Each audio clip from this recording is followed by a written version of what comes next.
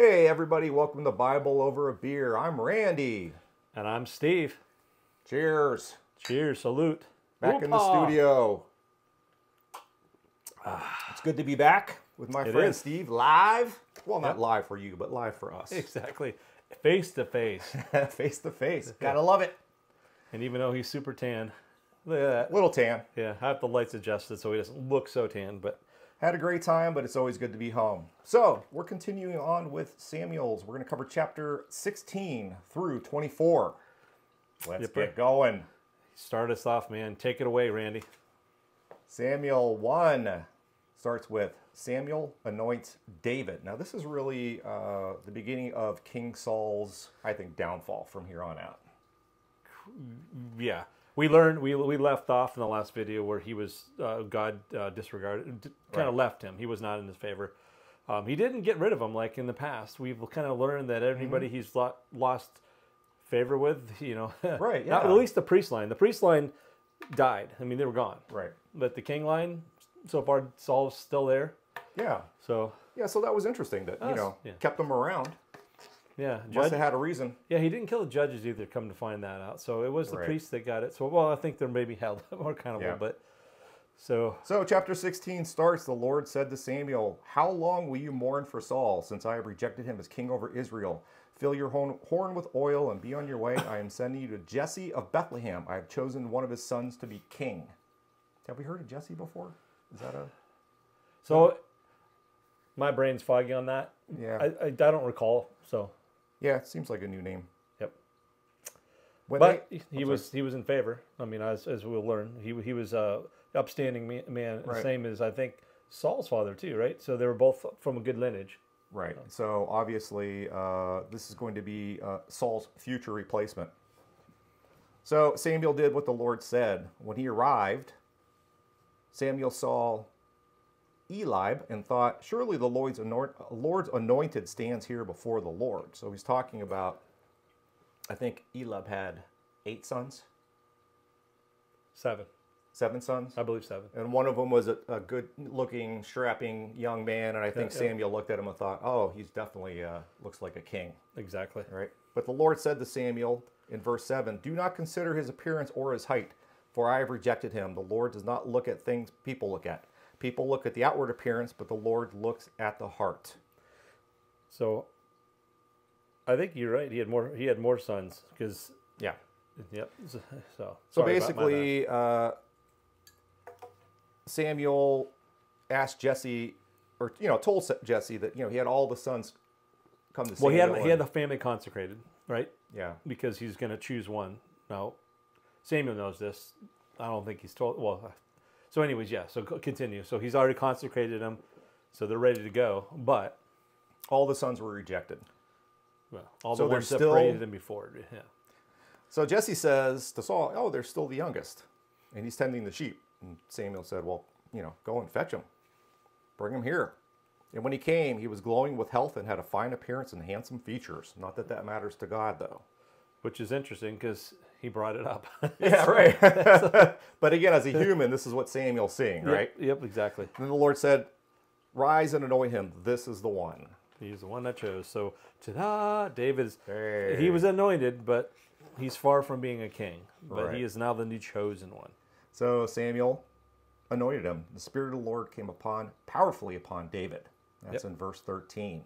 David in Saul's service. Now the Spirit of the Lord had departed from Saul, and an evil spirit from the Lord tormented him. So that really threw me for a loop. I'd never heard of something like that before. Well, if you break it down, everything came from God, right? Satan, as we know. So he controls good. I don't know if I guess he controls good and evil. I mean, ultimately he does. Right. But yeah, you're right. The way that context was, it was weird. And it may be just well, later just the way on, it's written. Later on in the wording is, God, it's the Spirit then. God's Spirit entered Saul. Yeah. Like almost. We'll get to that. We'll get to that. Exactly.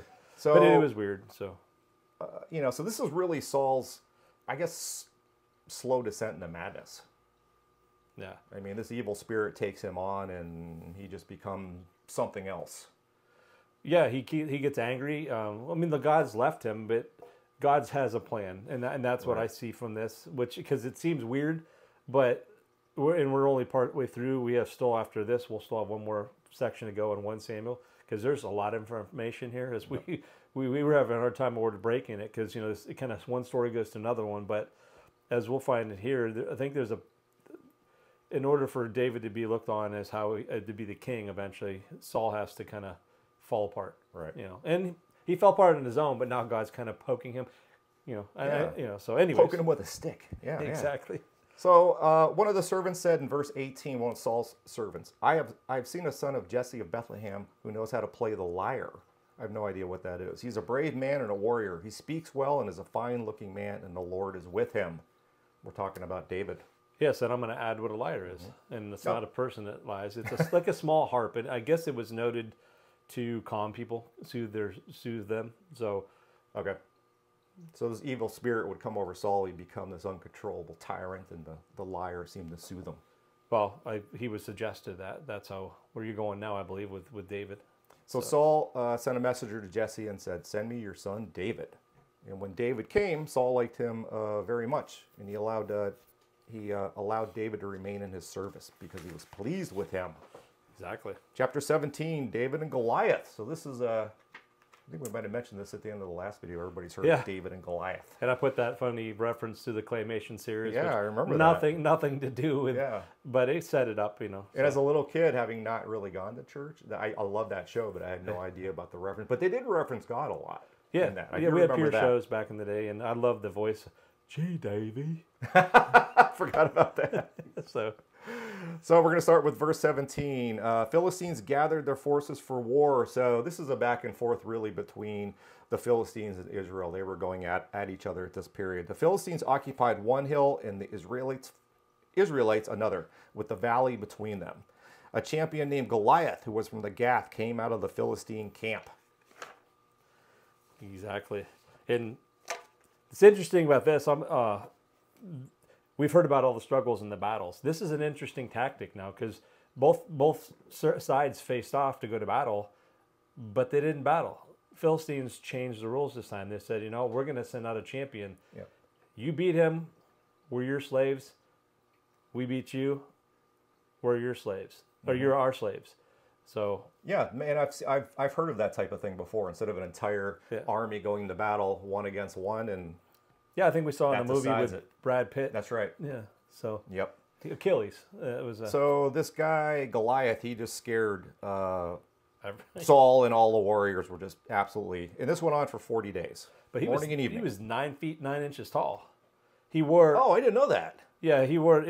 Actually, they pointed out he was 9 feet 9 inches tall. He had a bronze helmet and wore a coat of arms weighing 125 pounds, and he had this giant spear too. So wow, he was an intimidated fellow. I must have missed that. Wow, I had no idea. Yep. All right. So David was back home, and he wanted to see his brothers. Now David had 3 brothers that were with Saul at this serving in the military or the army. They were good warriors, as we learned the last time. Any good man Saul took into his service. So David, went there to see his brothers. Yeah, and an interesting. Yeah. So go ahead. That's all right. And David asked the men standing near him, "Who is this uncircumcised Philistine that he should defy the armies of the living God?" This was the first time David seeing this. Exactly. Yeah, he come down from from like tending to the sheep. His dad sent him in to check on his brothers, and he's just hearing it now. 40 days and he hasn't heard it. So we're just learning about David, but I mean, he was already described as a great warrior by Saul's servants. So no, he was talking about Goliath. Oh, Goliath. Yeah. Yeah. So say David's not even, and David. So as we learn now is he's asking his brothers what's going on, and his brothers are mad at him for whatever reason. He goes, "You're just trying to." Whatever, get information that you don't need once you go back to the sheep. Yeah. And then he's like, can't I even speak? So on and so forth. So they went to Saul and they asked what's going on, and they clearly explained it to him. And he's like, I'll do it. Right. And Saul's very like, humbly, right? Just very confident and. Well, Saul's like, no. Yeah. Goliath is a seasoned warrior. I mean, he literally is the champion of Philistines. David has not seen battle. However, Right. David has been a sheep herder, and he's defended lions and bears, and he can explain why and how he can do it. And so he convinced Saul. Saul dressed him Right. in his army. So we're talking about lions and bears that were after the sheep. He was able to fend them off. So he said, I can do it. Yeah, well, he said an important thing that we left out is God gave him the ability to overcome those. So for sure, he will let me defend our people too. So Right. He said in verse 37, David, the Lord who rescued me from the paw of the lion and the paw of the bear will rescue me from the hand of the Philistine. So again, he's faith. yep, exactly. Faith. His faith, he doesn't have any doubt what it is. No doubt. And so he's like, hey, take the armor, and he, of course, he couldn't wear the armor. So I'll let you. Yeah, I pictured this little kid wearing this giant suit armor, and he's like, I can't go out there in this. Okay, take it off. So Saul said to David, after all that, okay, go, and the Lord be with you. I don't wonder at this point, Saul's got to be like, He took a staff in his hand, chose 5 smooth stones from the stream, and he approached the Philistine. Yes, he did. Those were going to be his weapons, no sword. No sword at all. And The Philistine cursed David by his gods. Come here, he said, and I'll give you flesh to the birds and the wild animals. Exactly. This day, verse 47, the Lord will deliver you into my hands, and I'll strike you down and cut off your head. That was David talking to Goliath. And As the Philistine moved closer to attack, verse 48, David ran quickly toward the battle line. Reaching into his bag and taking out a stone, he slung it and struck the Philistine on the forehead. The stone sank into his forehead, and he fell face down on the ground. So what's exciting, that was the exciting end of it, but I wanted to set this up too because I think this is very important, and we'll use the drinking Steve word, significance again. As he's charging, or as Goliath, made fun of him, David said in verse 45, "You come against me with a sword and spear and javelin, but I come against you in the name of the Lord Almighty." So again, all the skill, all the confidence, the ego, in the end, none of that really serves you. It's the faith in the Lord that's going to always rise above. yeah, it reminds me. I remember that scene from William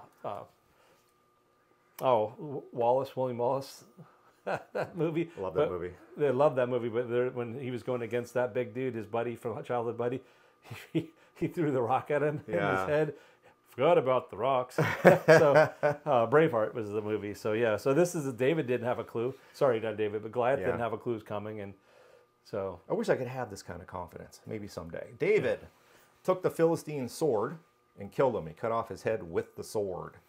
When the Philistines saw that their hero was dead, they turned and ran. The Israelites basically gave chase, slaughtered back as to much Gath. as they could. But it's interesting because they were just like Goliath was overconfident that nobody's going to beat Goliath.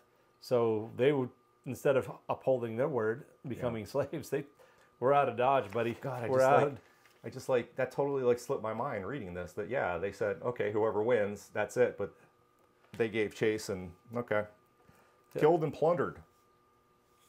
Basically, everything in camp, right? Everything. Yeah. Oh yeah. Yep. They went. Well, I'm sorry. They chased them back. Yeah. And then men, women. Which is interesting, and I thought was interesting, and it's confusing, and that's what I wanted to bring up to you is at the end, 1758, Saul asked David, "Whose son are you?" And David says, "Son of your servant Jesse, from Bethlehem." Well, This just almost seems like it's out of order. Well, it's not out of yeah. order. I think it's on purpose. Right. I mean, it's put in there for a reason. So if anybody knows, please leave a comment on that or point where we'll go. Because David's already played the liar for Saul, and Saul liked him and kept him in his service. Now Saul doesn't seem to know who he is. Well, he was wondering. I mean, maybe. So my guess is he didn't believe that David was going to do this. So that could be it. So anybody knows, let us know. That was interesting. So yeah, you can't be the David I know. Who are you? Yeah, exactly. You look like a doppelganger. Exactly. Well, you don't. It's just like, wait a minute here. You shouldn't have been able to kill that big dude. Chapter 18, Saul's growing fear of David. So Saul has a son named Jonathan, and when him and David meet, they become one in spirit. From that day, Saul kept David with him and did not let him return home to his family. So Jonathan and David basically made like this covenant with each other. You know, they loved each other like brothers. Yeah, they hit it off well. Right. Yeah. They're going to stick together and they're going to defend each other, whatever it takes. Yeah. And God was with David, so I'm assuming that has something to do with it. But as we will learn, where David goes, right, good things happen. So Saul also gave David a high rank in his army, which pleased his troops and Saul's officers as well, because whenever he led, they won. Yep. They loved him because he fought the battles they needed to fight, and they won.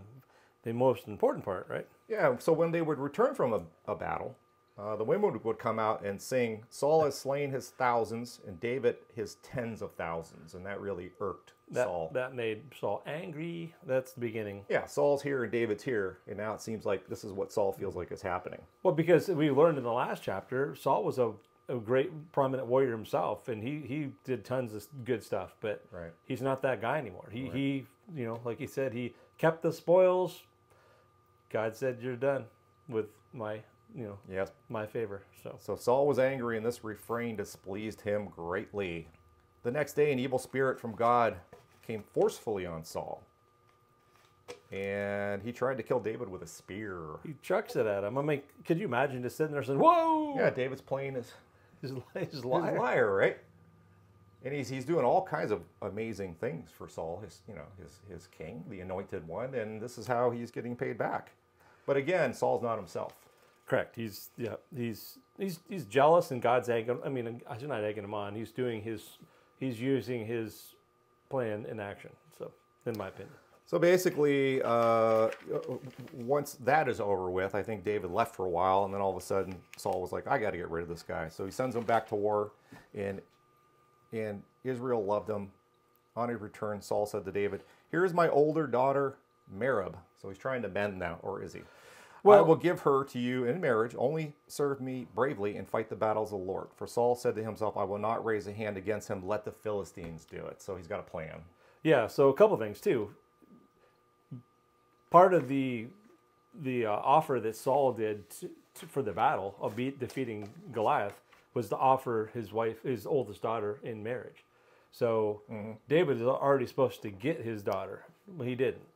So now he's going to say, "I'm going to give you my daughter," but he doesn't like David. Yeah. And but he's afraid because he knows he's in God's favor to kill him, and so he sets up this big plan. He's like, "All right, because apparently, like we've heard in American history, the scalping for Indians, that was something they did, and before that, foreskins and stuff seems like an odd thing for me. I'm like, I'm gonna go cut off a guy's peepees and so, but that was meant that you're sincere about what you're doing. So continue. Yep. But so here's David. He's got a chance to enter into a royal family. Who wouldn't want that? But he remains humble. And he says, "Who am I? I'm a nobody. I don't deserve to marry your daughter." Well, and not only that, but his is after he went out to the battle. And instead of 100 Philistine foreskins, he got 200 Philistine foreskins. So he went above and beyond. And he still, like he said, he was humbled. Well, and this is for Saul's second daughter, Michal. Was that for Michelle? Yes. So he was offered almost immediately. He was offered, and this daughter actually loved David. So Saul sort of thought, this is going to work good for me. I can use her against him. So Saul said to David, "Now you have a second opportunity to become my son-in-law." And what is the price for the bride? You already said it. Yeah, 100 foreskins. Yeah, Steve was looking at his notes. So what does David do? He goes out, conquers the Philistines, and doubles it. He comes back with 200 foreskins. Exactly. He's like, there. Saul realized, verse 28, that the Lord was with David and that his daughter, Michal, loved David. So Saul became still more afraid of him and remained his enemy the rest of his days. Which is interesting because we're just getting into, we're not halfway through Samuel, 1 Samuel. And here we go. He's not very happy. I mean, Saul is becoming demonic here. I mean, first of all, God is not mentioned anywhere in there as far as sanctioning these foreskins. This is an That's evil a king. spirit. So there was. I mean, who would come up with something like that? I can't imagine any holy person coming up with, "Go get me some foreskins." Exactly. Chapter 19, Saul tries to kill David again. It's basically a repeat, I think. Yeah, exactly. Saul told his son Jonathan and all the attendants to kill David, but Jonathan has taken a great liking to David and warned him. Yep, you. I like how we flip at the same time. We're all in sync. So Jonathan spoke well of David to Saul. This is chapter 19, verse 4. He has not wronged you, and what he has done has benefited you greatly. So yeah, it's like, why would you want to kill him? Makes no sense. Well, the whole theme is David is literally loyal to Saul. He loves fault, Saul. yeah. Yeah. Once more, war broke out, and David went out and fought the Philistines. He struck them with such force that they fled before him. And then what happens Your again? evil spirit Comes over Saul again. Saul, he was sitting in his house. David was playing the lyre and tried to get him with a spear. David made a good escape. I think he leapt through a window and did some cartwheels. And Yeah. down the road he went. And the evil spirit and tried to kill David with a spear. But yeah, and he didn't give up that easy either. No. So, no. He went to David's house where his wife Michal was, who was supposed to be, I think, sort of working with her father, but I don't think she was for that. She's his daughter, so he should be siding with the father. But right, and there was no discussion about that. I think he just assumed that the daughter would. Well, yeah, and I think that's just in history how it would go. I mean, I think back in the day that the loyalty, yeah. But the bigger thing is like we've noticed, and it's been pointed out that Israel, Jonathan, and Micah love David, so she's not going to go along with this ruse. And if you know that the Lord is with David, why would you go against him? Saul sent men to David's house to watch it and kill him in the morning. So this was right after the whole spear incident. But Michal, David's wife, warned him. And David fled and escaped. Scooted out, however you want to call it, shimmied out the window and took off. But, so what happened was they came in the morning and said he was sick, and they went up in his bedroom and like, oh, there's they apparently put some kind of idol and then sheep's hair on it, and they're like, oh, she fooled us. She fooled us. So when David had fled and made his escape, he went to Samuel at Ramah and told him all that Saul had done to him. So Samuel's coming back in the picture. Then Samuel went to Naioth and stayed there. Word came to Saul, David is in Naioth of Ramah. So you know what's going to happen now. Yep. Pursuit. He really wants David dead. He wants him out. Yep. I don't know if I'm rooting for Saul or David. You know, I'm rooting for David. How about you? Put some money on it? No, I've read ahead. Oh, yeah. I'll put money on it. Verse 23. So Saul went to Naioth of Ramah, but the Spirit of God came on him. See, now here it says the Spirit of God came on him. It doesn't say a demonic or an evil spirit. And he stripped off his garments. Yeah. And he too prophesied in Samuel's presence. He lay naked all day and all night. This is why people say, is Saul also among the prophets? So everybody's got to think he's losing his mind, right? Well, but it's interesting, though, that it's set up when as Saul was chosen as king originally, he prophesied. Yeah. So he's known for doing it, yeah. Yeah, well, but now he's in pursuit badly, and he's prophesying. So there's a bigger meaning to that it's kind of went over my head. So please let me know. Let us know if you know what that means. So we're on to chapter 20, David and Jonathan. Then David fled from Naioth of Ramah and went to Jonathan and asked, what have I done? What is my crime? How have I wronged your father that he's trying to kill me? Exactly. So this is just a great example that David never lost faith. I mean, he even during all of this, right? One might think that, man, this guy's trying to kill me. Man, why is God trying to work against me? Oh. He knows that God has a plan. He's remaining faithful.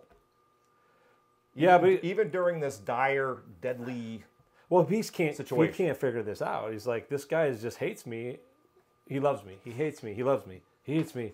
Pretty confusing, yeah. Yeah, and he's not aware of this demonic evil spirit that comes on. We know because we're reading. He just thinks he's a very moody individual. Yeah, he thinks he's whatever they called it for bipolar back then. He's something. Exactly. So Saul's anger flared up at Jonathan again. And as long as the son of Jesse lives on this earth, this is verse 31, this is Saul, neither you nor your kingdom will be established. Now send someone to bring him to me, for he must die.